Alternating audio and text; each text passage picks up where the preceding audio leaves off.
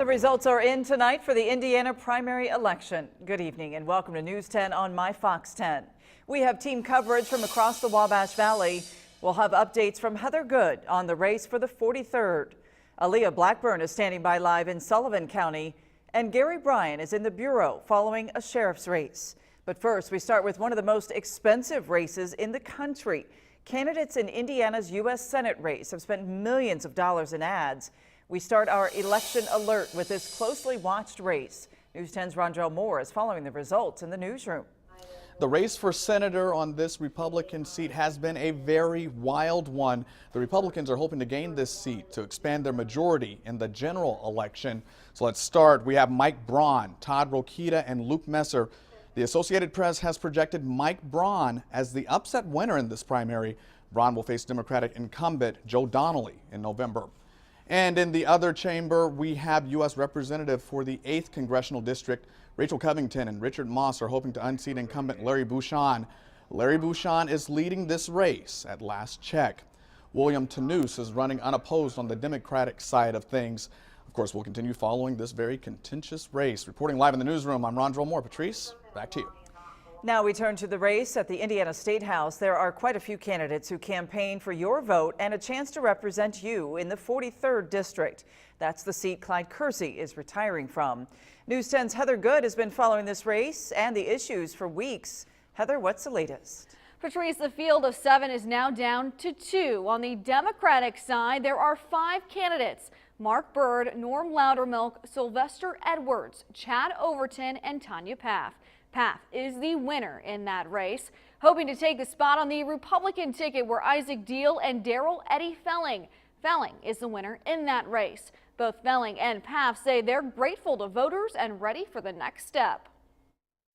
Moving forward, obviously we've got a long time now between now and the fall. We're going to have a lot of work to do, a lot of people to get in touch with to make sure they understand what our message is going to be moving forward. And again, just as that support group grows, it's going to pick up more steam as we move forward. I'll keep campaigning, I'll keep pushing education, economic development, and workforce training, and I'll work as hard as I can until November 6th.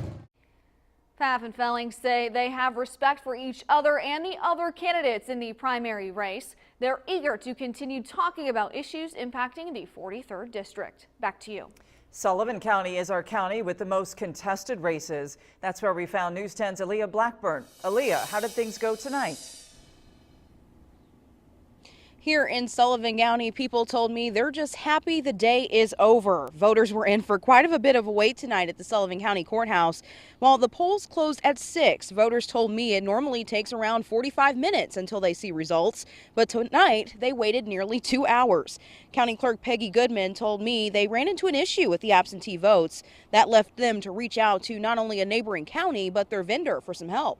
First, we thought it was an error with our counter. I can't even think, our counter, and we have a backup and we used it and it didn't work, so Knox County was nice enough to let us use theirs.